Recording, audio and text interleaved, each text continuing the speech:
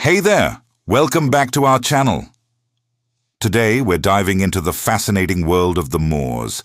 These were the diverse Muslim folks from the Maghreb region of North Africa and the Iberian Peninsula during the Middle Ages. Stick around, it's gonna be awesome. Originating from the Latin Maurus, used by Romans to describe people in the province of Mauritania, modern-day Morocco and Algeria, the term evolved into a broad label for the North African Berbers and Arabs who ruled parts of Spain and Portugal from 701 to 1492. The Moors were around for 800 years in the Iberian Peninsula, and their impact is still felt today. They really shaped the culture, language, architecture, and even science in ways that are super interesting and important. Isn't that amazing? They brought incredible innovations, like stunning palaces and intricate gardens, you know. Think about the Alhambra in Granada. It's a breathtaking example of their architectural genius. Plus, they introduced advanced farming techniques and even made huge contributions to science and philosophy. Can you believe how much they influenced art, music, and even cuisine? It's wild to see how their legacy still shapes parts of Spain today. So, let's explore how this vibrant culture left a mark that's still felt. Their conquest and rule, which spanned from 711 to 1492, kicked off this incredible era known as Al-Andalus. It's pretty wild, right? Just think about it. They introduced mind-blowing innovations in everything from medicine to architecture. Just think about those stunning palaces and intricate mosaics that still amaze us today. It was a total game changer, right? Picture this: advancements in education and science, like the development of hospitals and universities, and agriculture booming with new techniques. All of this created a vibrant culture that lasted nearly 8 centuries, shaping the world as we know it. It's honestly incredible how these innovations laid the groundwork for so much of our modern life. It was a time when knowledge thrived, like the introduction of new crops and the building of breathtaking structures. Sadly, it all came to a close with the Granada War, marking the end of their remarkable reign. The term Moor has quite a fascinating history. Back in the day, it was used to describe a diverse group of Muslim folks living in the region. We're talking about not just Arabs and Berbers, but also the people in Iberia who embraced Islam, right? Imagine the cultural melting pot that existed. These communities blended their traditions and lifestyles, creating a rich tapestry of influence that shaped everything from architecture to cuisine. It's really cool to think about how this term captures such a wide range of identities and experiences. So, when we say Moor, we're not just talking about one group, but a whole spectrum of people who contributed to the vibrant history of the region. This diverse group would go on to shape medieval Spain and Portugal in ways we can hardly imagine today. The Moorish conquest of Iberia kicked off in 701 AD when an army of North African Muslims, led by the legendary general Tariq ibn Ziyad, boldly crossed the Strait of Gibraltar. Can you just imagine that moment? It was a total game changer for the whole region, right? This incredible mix of cultures, ideas, and innovations started to flow in, influencing everything from stunning architecture to groundbreaking philosophy. Their arrival really kicked off a brand new chapter in European history. One European scholar, who was actually sympathetic to the Spaniards, described the scene in vivid detail. The reins of their horses were as fire, their faces black as pitch. It's such a striking image, isn't it? The Moors played a huge role in keeping classical knowledge alive and helping the world move from the Dark Ages to the Renaissance. When it comes to architecture, their style shines with beautiful geometric patterns, horseshoe arches, and lush gardens like those seen in the Alhambra in Granada and the Great Mosque of Cordoba. They also brought Arabic numerals to Europe and made big strides in astronomy, medicine, and philosophy. Plus, they introduced new crops like citrus, rice, and cotton, along with smart irrigation systems called acequias. In 2025, the term Moor is still alive and kicking in North Africa, especially in Mauritania. Here it helps to distinguish between the white Moors, or Bedain, who have Arab Berber roots, and the black Moors, known as Haratin. It's fascinating how this term not only shapes identities locally, but also resonates globally. For instance, the Moorish Science Temple of America embraces this heritage to uplift African American identity, blending history with empowerment. It's all about reclaiming and celebrating roots, right? Their eyes shone like burning candles, their horses were swift as leopards, and the riders fiercer than a wolf in a sheepfold at night. The noble Goths were totally crushed in just an hour, faster than you can say it. Oh, poor Spain. The land taken over by the Moors transformed into Al-Andalus, a place bursting with life, culture, and innovation. How cool is that? Imagine walking through Cordoba during its peak. It was like the coolest city in Europe. Think about it. Libraries filled with ancient texts, scholars sharing ideas, and stunning architecture that still leaves us in awe today. The blending of cultures there was absolutely incredible, creating a rich tapestry of knowledge and creativity. You know, it's hard to believe that such a vibrant hub existed right where we are today.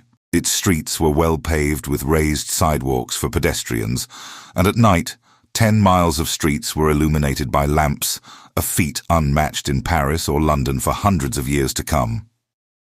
The city had an impressive 900 public baths, which really shows how much the Moors valued cleanliness and hygiene. Can you imagine that? While much of Christian Europe was struggling with literacy, like even kings couldn't read or write, Moorish Spain was a whole different story. Education was accessible to everyone.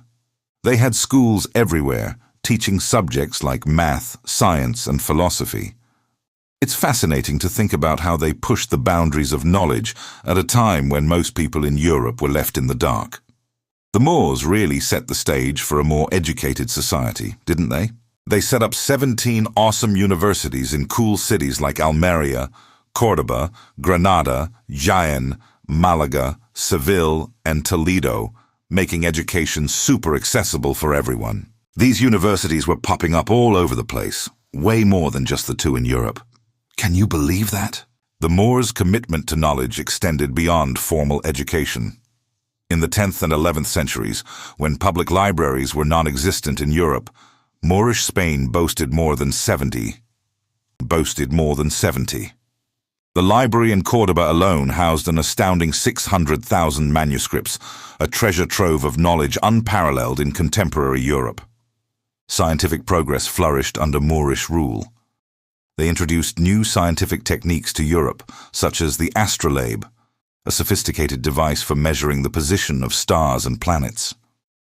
Advancements in astronomy, chemistry, physics, mathematics, geography, and philosophy thrived in Al-Andalus, positioning it as a beacon of scientific enlightenment in medieval Europe. The Moors' agricultural innovations transformed the Iberian landscape. They introduced a variety of new crops, including oranges, lemons, peaches, apricots, figs, pomegranates, and sugarcane. Additionally, they brought saffron, cotton, silk, and rice, which remain significant products in Spain to this day. The Moors also maintained and improved upon existing Roman infrastructure, particularly aqueducts and water irrigation systems, revolutionizing agricultural practices in the region. The architectural legacy of the Moors remains visible throughout Spain, especially in Andalusia. The Great Mosque of Cordoba, now known as La Mezquita, stands as an architectural wonder. Imagine stepping into a place where the low scarlet and gold roof soars above you, held up by a stunning 1,000 columns made of marble, jasper, and porphyry. It used to glow with the light of thousands of brass and silver lamps, all burning perfumed oil, creating an atmosphere that was simply magical. Then there's the Alhambra Palace in Granada, a real gem that was home to Muslim rulers from the 13th to the 15th century. Now, it's a UNESCO World Heritage Site, and you can totally see why. The Moors didn't just stop at architecture. They also brought amazing flavors to the table.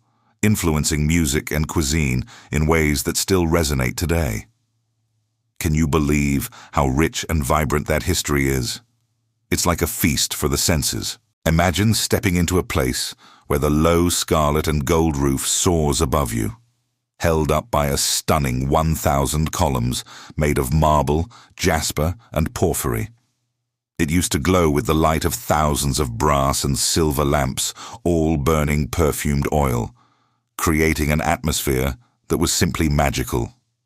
Then there's the Alhambra Palace in Granada, a real gem that was home to Muslim rulers from the 13th to the 15th century. Now, it's a UNESCO World Heritage Site, and you can totally see why. The Moors didn't just stop at architecture. They also brought amazing flavors to the table, influencing music and cuisine in ways that still resonate today. Can you believe how rich and vibrant that history is? It's like a feast for the senses. The Moorish impact on language and literature was profound. Over 4,000 Arabic words and Arabic-derived phrases have been absorbed into the Spanish language. Words beginning with al, such as algebra, alcohol, and alkaline, have Arabic roots. Even common terms like checkmate, influenza, typhoon, orange, and cable can be traced back to Arabic origins. Moorish characters also found their way into European literature, enriching the cultural tapestry of the continent. The Moors' contributions to technology and daily life were equally significant.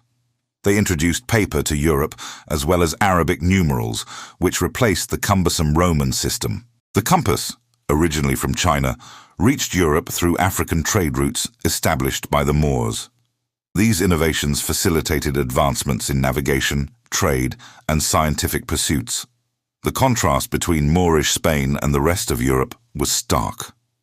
While Moorish rulers lived in sumptuous palaces, the monarchs of Germany, France, and England dwelt in what were essentially large barns, lacking windows and chimneys, with only a hole in the roof for smoke to escape. This disparity in living conditions reflected the advanced state of Moorish civilization compared to its European counterparts. The Moors' influence extended beyond Spain to Portugal. They ruled and occupied Lisbon, which they called Lisbona, and much of the country until the 12th century. Their final defeat came at the hands of King Alfonso Henriques, with the decisive battle taking place at the Castelo de São Jorge, or the Castle of St. George. As noted historian Basil Davidson declared, there were no lands in the 8th century more admired by its neighbors or more comfortable to live in than a rich African civilization which took shape in Spain. The Moors were around for 800 years in the Iberian Peninsula, and their impact is still felt today. They really shaped the culture, language, architecture, and even science in ways that are super interesting and important. Isn't that amazing? Their contributions really created this super important link between the classical world and the European Renaissance. Think about it. This connection helped spread knowledge like wildfire and sparked all sorts of new ideas that pushed Europe into the modern age. Isn't it wild how interconnected history can be, right? One moment, you've got ancient thinkers like Plato and Aristotle laying the groundwork, and then, boom, you've got the likes of Leonardo da Vinci and Michelangelo taking it to the next level. It's like one thing leads to another, and suddenly you've got a whole new world opening up. Hey, thanks a ton for watching. If you enjoyed it, do us a solid and like and share this video and channel with your friends. We really appreciate it. Your support means the world to us.